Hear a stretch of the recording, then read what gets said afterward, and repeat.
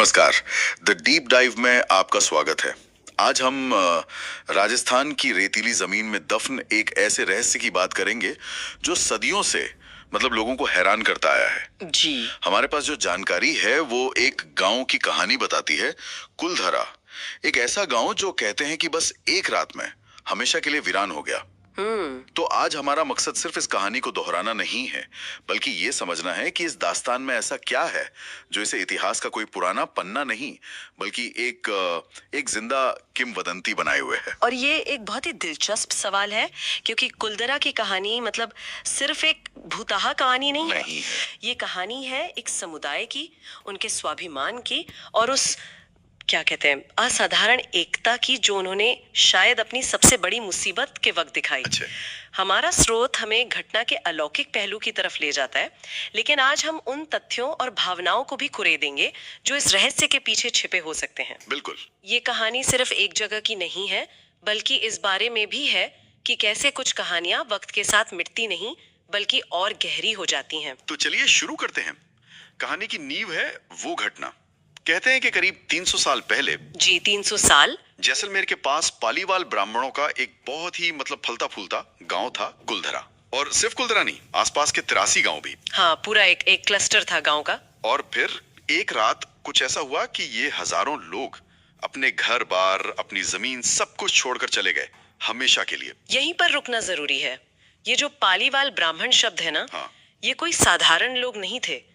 पालीवाल ब्राह्मण उस दौर के सबसे, आप कह सकती हैं, प्रोग्रेसिव और बुद्धिमान समुदायों में से एक थे। अच्छा। वो सिर्फ कुशल व्यापारी ही नहीं थे, उनकी असली पहचान थी उनकी वैज्ञानिक समझ। रेगिस्तान में कैसे खेती करनी है, इसकी उन्होंने ऐसी तकनीकें बना ली थी जो आज भी लोगों को हैरान करती हैं। अरे वाह। उन्होंने एक वीरान जगह को अपनी मेहनत और दिमाग से जन्नत बना दिया था। ये जानकारी तो कहानी को बिल्कुल अलग नजरिए से देखने पर मजबूर करती है। बिल्कुल। ये वो लोग तो नहीं थे जो किसी छोटी मोटी मुश्किल से, जैसे कोई सूखा पड़ गया या अकाल आ गया, उससे डर कर भाग जाएं। सवाल ही नहीं उठता। उन्होंने तो रेगिस्तान में जीना सीख लिया था। हाँ। तो फिर ऐसा क्या हुआ होगा कि अपनी बनाई हुई दुनिया ही उन्हें छोड़नी पड़ गई, और वो भी सबके सब। हाँ, एक साथ, एक ही रात में। आज के जमाने में तो हम एक सोसाइटी की मीटिंग में एक बात पर राजी नहीं हो पाते। सही बात है। और यहाँ हजारों लोगों ने एक साथ, एक रात में अपना सब कुछ छोड़ दिया। ये तो कल्पना से भी परे है। बिल्कुल। और यही इस कहानी का पहला बड़ा रहस्य है, ये सामूहिक पलायन। स्रोत भी इस बात पर जोर देता है कि ये सब बिना किसी लड़ाई या हमले के हुआ। हाँ। अगर कोई जंग होती, कोई हमला होता, तो इतिहास में उसका कोई तो निशान होता, कोई तो सबूत मिलता। पर यहाँ कुछ नहीं है, सिर्फ खामोशी। और ये खामोशी सबसे ज्यादा डराती है। ये खामोशी ही बताती है कि वजह शायद बाहर से ज्यादा अंदरूनी थी। कोई ऐसी मजबूरी, कोई ऐसा अपमान जिसे वो सह नहीं सके। और जब भी कुलधरा की बात होती है तो अपमान और जुल्म की कहानी में एक नाम हमेशा सामने आता है, रियासत का दीवान सालिम सिंह। हाँ, हालांकि हमारा स्रोत सीधे तौर पर इसका जिक्र नहीं करता, लेकिन ज्यादातर लोक कथाएं इसी की तरफ इशारा करती हैं। क्या कहानी है उसकी? हाँ, तो सालिम सिंह की कहानी इस रहस्य का सबसे, कह सकते हैं, प्रचलित ऐतिहासिक स्पष्टीकरण है। कहते हैं कि वो एक बहुत ही क्रूर और अय्याश दीवान था, और उसकी नजर गांव के मुखिया की खूबसूरत बेटी पर पड़ गई। अच्छा। उसने मुखिया को संदेश भिजवाया कि या तो वो लड़की को उसके हवाले कर दे, या फिर वो पूरे गांव पे हमला करके उसे जबरदस्ती उठा ले जाएगा। और सोचने के लिए सिर्फ एक रात की मोहलत दी। गांव वालों के सामने दो ही रास्ते थे, या तो अपनी इज्जत का सौदा कर लें, या फिर उस जालिम का सामना करें जिसका नतीजा शायद मौत ही होता। या फिर एक तीसरा रास्ता चुने, एक ऐसा रास्ता जिसके बारे में सालिम सिंह ने कभी सोचा भी नहीं होगा। वो क्या था? पालीवाल ब्राह्मणों ने अपनी बेटी के सम्मान को पूरे समुदाय का सम्मान माना। उस रात 84 गांवों की पंचायत बैठी और उन्होंने एक फैसला लिया। वो अपनी बेटी भी नहीं देंगे और अपनी जान भी नहीं। वो उस जमीन को ही छोड़ देंगे जिसे उन्होंने अपने खून पसीने से सींचा था। एक रात में उन्होंने रातों रात अपना जरूरी सामान बांधा और हमेशा के लिए वहां से चले गए। जब अगली सुबह सालिम सिंह अपने सिपाही लेकर गांव पहुंचा, तो उसे वहां परिंदा भी पर मारता हुआ नहीं मिला। सिर्फ चले जाना ही अपने आप में एक बहुत बड़ा कदम था, पर अगर सिर्फ यही हुआ होता तो शायद ये कहानी इतिहास में कहीं दब कर रह जाती। जी। इस कहानी को जो चीज अमर बनाती है वो उनका आखिरी कदम था। वो श्राप। हाँ, श्राप, अगर हम इसे एक बड़े नजरिए से देखें तो श्राप हमेशा से मतलब शक्तिहीनों का अंतिम हथियार रहा है। अच्छा। जब आपके पास ताकत, सेना या अधिकार नहीं होते तो आप अपनी पीड़ा और गुस्से को शब्दों में ढालकर एक मनोवैज्ञानिक हथियार बना लेते हैं।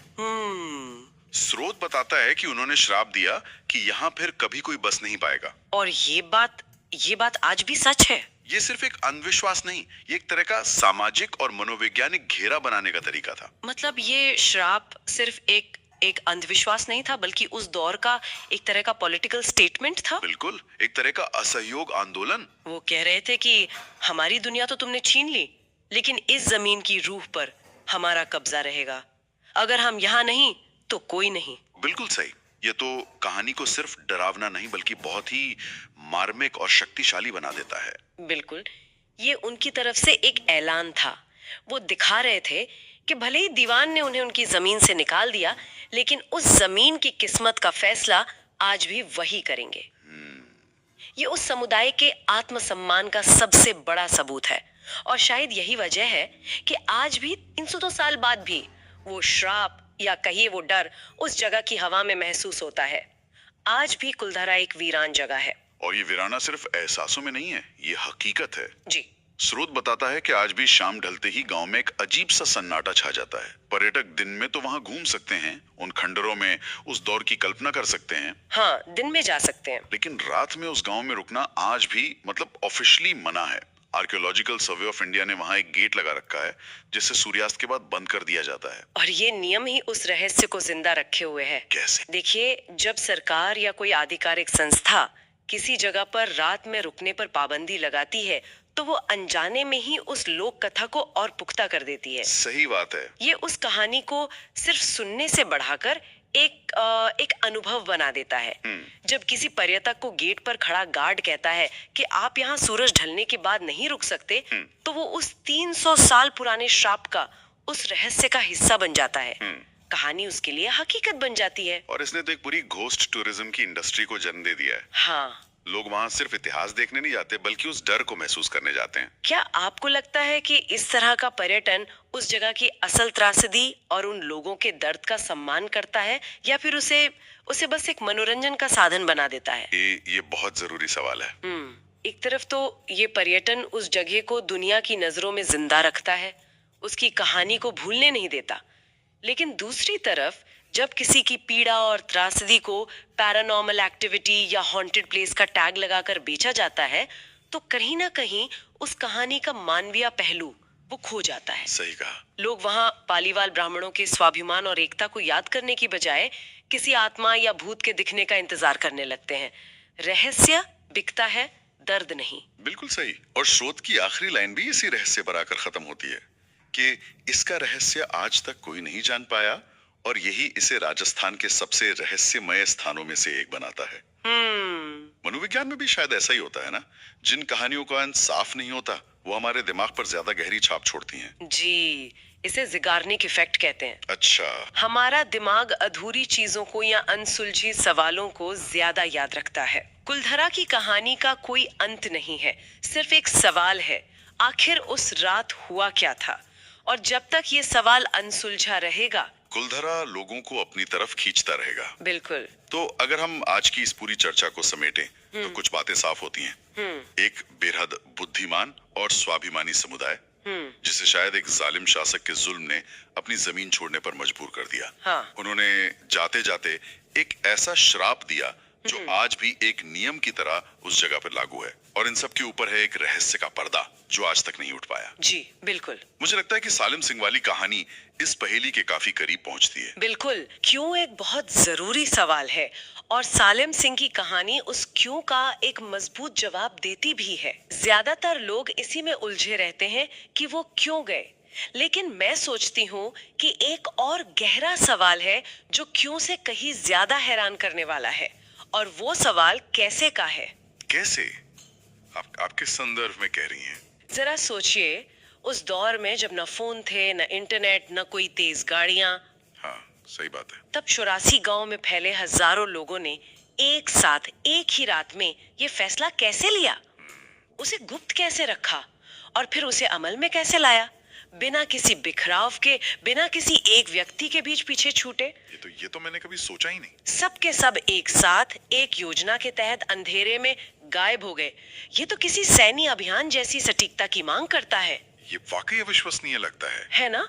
रहस्य सिर्फ उनके जाने के कारण में नहीं है, बल्कि इस बात में भी है कि वो सब एक साथ एक इकाई के रूप में ये कैसे कर पाए। उस समुदाय के भीतर किस स्तर का सामाजिक ताना बाना, विश्वास और एकता रही होगी कि एक फैसले पर हजारों लोग बिना सवाल किए अमल करने को तैयार हो गए। ये सवाल कहानी को अलौकिक और भूता दायरे से निकालकर मानवीय एकता, संकल्प और सामूहिक चेतना के एक असाधारण उदाहरण के दायरे में ले आता है। मतलब कुलधरा की असली कहानी किसी श्राप की नहीं, शायद इसी बेमिसाल एकता की है।